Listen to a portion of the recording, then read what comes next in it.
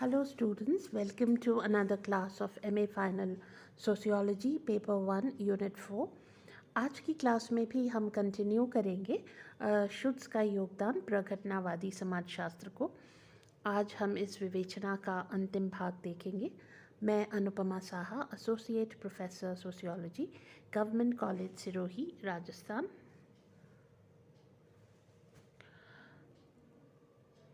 पिछली वीडियो में हम लोगों ने देखा था कि कैसे शुड्स ने एक बहुत ही स्ट्रॉन्ग केस हमारे सामने रखा सोशियोलॉजी या सोशल साइंसेस के अपने विशिष्ट मेथडोलॉजी या अपने विशिष्ट पर्सपेक्टिव को लेकर के उनका ये मानना था कि जो सामाजिक जगत है या सोशल रियलिटी है उसको उन तरीक़ों से बिल्कुल नहीं समझा जा सकता जिन तरीक़ों का इस्तेमाल पॉजिटिविस्ट्स करते हैं या जो जनरल साइंटिफिक मेथड है जिसका इस्तेमाल नेचुरल साइंसेस में किया जाता है। उन तरीक़ों से हम सामाजिक जगत का अध्ययन नहीं कर सकते, क्योंकि सामाजिक जो जगत है वो उन इंटरैक्शन से बनता है, उन रिलेशनशिप से बनता है जो डायरेक्टली ऑब्जर्वेबल प्रायः नहीं होती हैं और जिनके नीचे बहुत सारी परतें होती हैं, जिनके बहुत सारे और लेयर्स होते हैं, और इसलिए उनको समझने के लिए हमें एक अलग तरह का मेथड, एक अलग तरह का पर्सपेक्टिव विकसित करना होगा। तो हमने विस्तार से इस बारे में पिछले वीडियो में चर्चा की थी। आज हम देखेंगे फिनोमिनोलॉजी को लेकर के शुड्स आगे क्या कहते हैं। For Schutz, the investigation of intersubjectivity, in particular how a community of we is constituted, has a central place in sociological theory. अब आप ये तो अब तक जान ही गए होंगे कि शुड्स का ये मानना था कि व्यक्ति जब समाज में रहते हैं, अंतर्क्रिया करते हैं, तो वे अपने सामाजिक जगत को, आपस के इंटरैक्शंस को, आपस के रिलेशनशिप्स को अपने सब्जेक्टिव मीनिंग्स देते हैं। और ये सब्जेक्टिव मीनिंग्स जो हैं वही उसकी अंतर्क्रिया को, उसके रिलेशनशिप्स की दशा दिशा को तय करते हैं। लेकिन उनका ये भी कहना था कि इस सब्जेक्टिविटी के साथ ही वो अन्य व्यक्तियों के साथ इंटरैक्ट करता है और अन्य व्यक्ति भी एक उसके व्यवहारों को अपना अर्थ देता है। तो इस तरह से इंटरसब्जेक्टिविटी के माध्यम से जो एक कम्युनिटी ऑफ वी बनती है, ये समाज बनता है, ये सोशल रियलिटी बनती है, वह जो है वह केंद्रीय बिंदु है सामाजिक सिद्धांत का या समाजशास्त्र का। तो इस तरह वह यह कह रहे हैं कि इंटरसब्जेक्टिविटी अर्थात व्यक्तियों के पारस्परिक जो अंतर्क्रिया है, जो उनकी अपनी प्रत्येक की अपने व्यक्तिनिष्ठ अर्थों से तय होती है, उसी से ये समाज निर्मित होता है। और इस इंटरसब्जेक्टिविटी का अध्ययन करना समाजशास्त्र का काम है कि कैसे इस इंटरसब्जेक्टिविटी से जो है अंतर व्यक्तिनिष्ठता से यह समुदाय, जिसे हम वी कम्युनिटी कहते हैं या हम कहते हैं, इस समुदाय का निर्माण होता है। Schutz's phenomenological perspective thus emphasizes that the primary object of sociology is not institutions, social classes, or structures of power, but human beings, that is, acting and experiencing individuals considered in their myriad relation to others, but also with an eye to their own meaning, constituting subjective lives. तो जो traditional sociology है, चाहे वो structural functional perspective हो या conflict perspective हो, उनके उलट शुड्स ये कहते हैं कि सोशियोलॉजी का जो प्राइमरी ऑब्जेक्टिव है, जो मेन मुख्य जो उसका उद्देश्य है, वो यह नहीं है कि वह संस्थाओं का अध्ययन करे या सामाजिक वर्गों का अध्ययन करे या शक्ति संरचना का अध्ययन करे, इनका भी करे, लेकिन उसको यह ध्यान दे कि ये सब आखिर में अंततः मनुष्य की अपनी जो सब्जेक्टिव मीनिंग्स हैं, मनुष्य के जो अपने व्यक्तिनिष्ठ अर्थ हैं, उन्हीं के द्वारा संचालित होते हैं। और इसलिए जो मनुष्य है वह एक लगातार क्रियाशील, वो कोई केवल बाहरी उद्दीपनों के प्रति रिएक्ट नहीं करता है, बल्कि वह निरंतर जो भी उद्दीपन है उनको अपने व्यक्तिनिष्ठ अर्थ देता है और उनको उन अर्थों के आधार पर वह उनको लगातार अपनी सामाजिक वास्तविकता को क्रिएट करता है, वो उन अर्थों को अनुभव करता है और इस तरह से वह अन्य व्यक्तियों के साथ अंतर्क्रिया करता है, तो व्यक्ति के अपने जो अर्थ निर्मित करने की प्रक्रिया है, अपने जीवन में निरंतर अर्थ निर्मित करना, अर्थ प्रदान करना, सामाजिक घटनाओं का एक निर्वचनात्मक एनालिसिस, विश्लेषण करना, ये जो काम मनुष्य करता है, इस पर जो है सोशियोलॉजिस्ट को, समाजशास्त्री को फोकस करना चाहिए. According to Schutz, each of us experience his or her social environment as structured in strata or layers. तो फिर शुट्स ये कहते हैं कि हर व्यक्ति, चाहे वह स्त्री हो पुरुष हो, वह अपने आसपास का जो सामाजिक वातावरण है उसको वो कई स्तरों में या कई लेयर्स में, कई सतहों में देखता है. Temporally or spatially, these layers are for each individual structured with that individual as the center. तो जो टेम्पोरली मतलब समय की दृष्टि से, और स्पेशली मतलब स्थान की दृष्टि से, ये जो लेयर्स हैं वो उसके आसपास हैं और मनुष्य उसके केंद्र में होता है. With regard to the temporal structure, Schutz distinguishes 3 layers or spheres around himself or herself: past, present and future. तो कहते अगर हम टेम्पोरल स्ट्रक्चर को देखें, अगर हम समय की संरचना के आधार पर देखें, तो उसके आसपास 3 लेयर्स होते हैं. एक तो उसका भूतकालीन अनुभव, अर्थात जो उसके प्रीडिसेसर्स रहे हैं, जो पूर्व की हमारी जो जनरेशन्स रही हैं, हमारे पूर्वज रहे हैं, उनकी समझ, उनका जगत, उनके जो मीनिंग्स, उनके जो अनुभव जो उसने प्राप्त किए हैं. फिर जो प्रेजेंट है इस समय के, उसके कंटेम्प्रेरीज जो हैं, उसके समकालीन जो लोग हैं, उनके अनुभव, उनके मीनिंग्स, उनका शेयर्ड एक्सपीरियंस. और फिर भविष्य, अर्थात जो वो भविष्य के संदर्भ में कर रहा है, जिन्हें वो जानता नहीं है, जो आने वाली पीढ़ियां हैं, उनको, उनके बारे में, उनको ध्यान में रखकर वो जो व्यवहार कर रहा है. तो इस तरह से 3 लेयर्स पर उसको मीनिंग्स प्राप्त होते हैं, या 3 लेयर्स पर वो चीज़ों को अर्थ देता है. With regard to space, there are varying degrees of proximity and distance. और अगर हम स्थान की दृष्टि से देखें, तो वो कहते हैं कि कुछ ऐसे लोग हैं जिनके बारे में जो उसके बहुत निकट के हैं, जिससे वो फेस टू फेस संबंधों में है, बहुत निकटता के संबंध हैं. कुछ ऐसे लोग हैं जिनसे वो बहुत निकट नहीं हैं, पर वह उनके व्यवहारों को मीनिंग्स दे रहा है, उनको समझ रहा है. जो उसके लिए स्ट्रेंजर्स ज़रूर हैं, जिनसे वो सीधे संपर्क में नहीं है, लेकिन फिर भी वो उनकी उपस्थिति को, उनकी एग्जिस्टेंस को जान रहा है, और वो उनके व्यवहारों को अपने अर्थ दे रहा है. तो ये वेरिंग डिग्रीज़ होती हैं. कई लोग हमारे बहुत निकट होते हैं, कुछ हमारे परिचित होते हैं, कुछ हमसे अपरिचित भी होते हैं, लेकिन हम उनके व्यवहारों से प्रभावित होते हैं, या उनकी एग्जिस्टेंस, उनकी जो उनका अस्तित्व है, उसको हम कुछ मीनिंग्स देते हैं. तो इस तरह से वो कह रहे हैं कि कई लेयर्स हमारे सामने हैं इस सोशल रियलिटी के, जिसके प्रति हम व्यवहार करते हैं और जिससे हम प्रभावित होते हैं, जिसको हम अपने अर्थ देते हैं. कुछ हमारे निकट के रक्त संबंधी हैं, कुछ हमारे मित्र हैं, कुछ हमारे जानकार हैं, कुछ हमारे जो आम लोग हैं, हमारे टिपिफिकेशंस जिसको हम कहते हैं कि भाई अमुक व्यक्ति डॉक्टर है, अमुक व्यक्ति इंजीनियर है, अमुक व्यक्ति गरीब है, अमुक व्यक्ति अमीर है.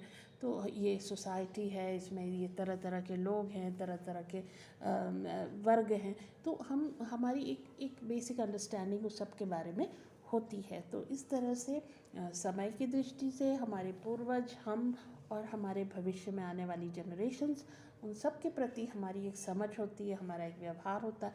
उसी तरह से स्पेशली अगर हम देखें तो हमारे निकट के लोग, हमारे मित्र, हमारे रिश्तेदार, हमारे समुदाय के लोग, हमारे आसपास के लोग, और जो हमारे आसपास नहीं हैं वो लोग. तो इस तरह से जो व्यक्ति है वो कई लेयर्स पर जो है अपने अनुभव प्राप्त करता है, और कई लेयर्स पर वो चीज़ों को देखता और समझता है, और उनको अपने अर्थ देता है. Here Schutz argues that the experience of life world is a process of typification. वो कहता है ये जो हमारे अनुभव हैं इस समाज में रहते हुए वो टाइपिफिकेशंस पर बेस्ड है। वो जो अनुभव है वो एक टाइपिफिकेशन की प्रक्रिया, हम लोगों को श्रेणीबद्ध करते चलते हैं, हम लोगों को अलग अलग श्रेणियों में रख कर देखते हैं। अमुक व्यक्ति अमीर है, गरीब है, डॉक्टर है, इंजीनियर है, पोस्टमैन है। तो जो जैसा है उसके प्रति उसके हमारे अपने कुछ आइडियाज़ होते हैं कि वह कैसा है, उससे किस तरह के व्यवहार की अपेक्षा है। तो ये टाइपिफिकेशन के आधार पर हमारा जो व्यवहार है समाज में वो चलता है। We employ a repertoire of maxims and recipes, a type of practical know-how for understanding and dealing with the world and other people. तो हम बहुत सारे अपने जो धारणाएं हैं, बहुत सारी विधियां हैं जिनके माध्यम से हम एक प्रैक्टिकल नॉलेज है हमारी, एक व्यावहारिक ज्ञान है हमारा समाज के बारे में, जिसके आधार पर हम इस जगत में व्यवहार करते हैं, अंतर्क्रिया करते हैं।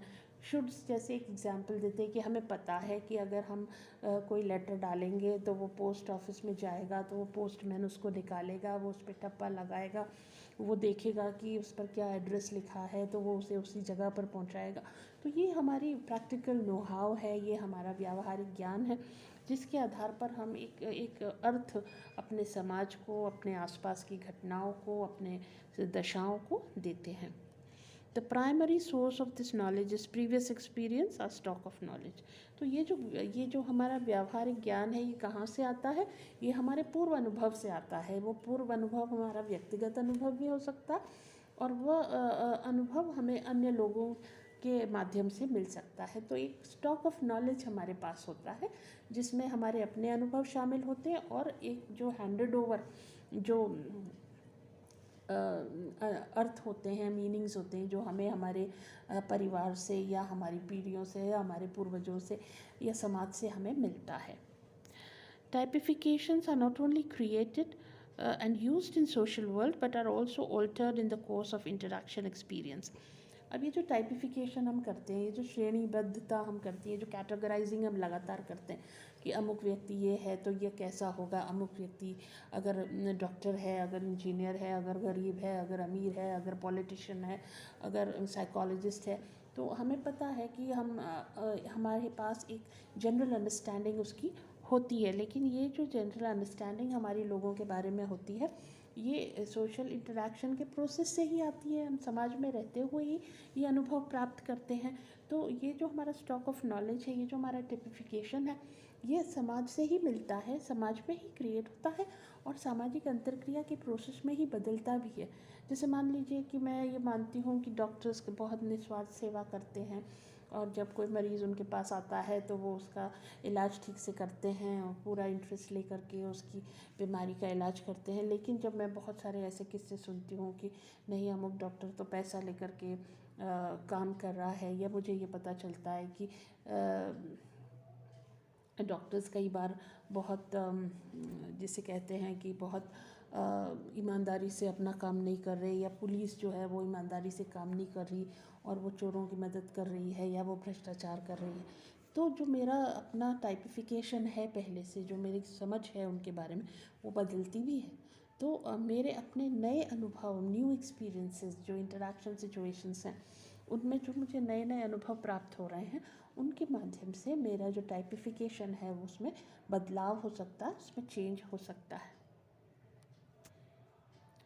In connection with his analysis of the typifying assumptions that are implicit in any worldly action, Schutz also offers a close analysis of the motives for action.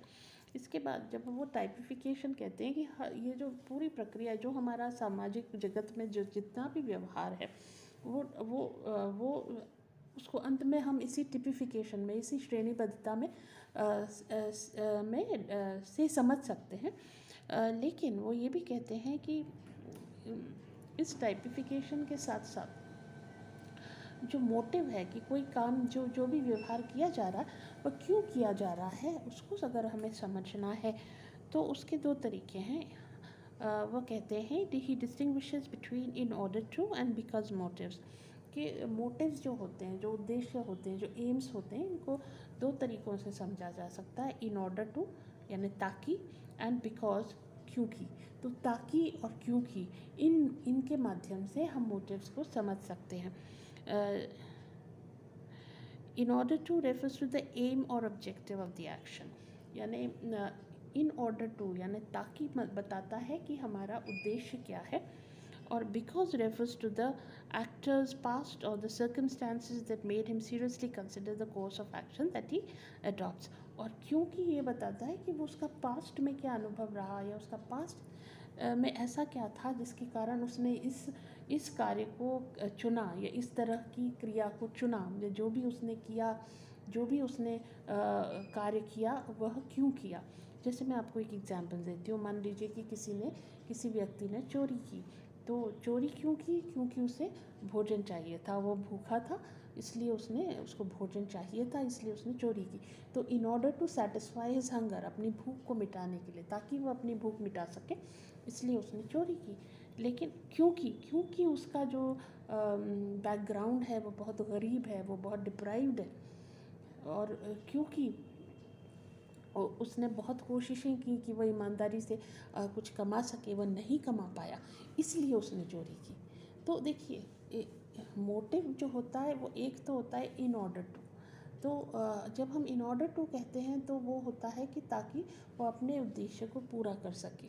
लेकिन उद्देश्य को पूरा करने के लिए उसने जो रास्ता अपनाया वह क्यों अपनाया? तो उसके पीछे उसका पास्ट एक्सपीरियंस हो सकता है, उसका पुराना अनुभव हो सकता है, और क्योंकि वो उसका अनुभव ऐसा था इसलिए उसने ऐसा किया। तो इस तरह से वो कहते हैं हम हर घटना को, हर कोर्स ऑफ एक्शन को इन ऑर्डर टू और बिकॉज से एनालाइज कर सकते हैं, ताकि और क्योंकि से हम उसको एनालाइज कर सकते हैं। तो इस तरह से वो कहते हैं कि जब कभी भी हम सामाजिक दुनिया का अध्ययन करें तो हम टाइपिफिकेशंस को समझें कि किस प्रकार जो मनुष्य है, जो किसी भी सामाजिक दिशा में काम कर रहा है, उसकी कौन सी टिपिफिकेशंस हैं, उसकी किस तरह की श्रेणियाँ उसने बनाई हैं और उसने क्यों बनाई हैं, वह हम देखें।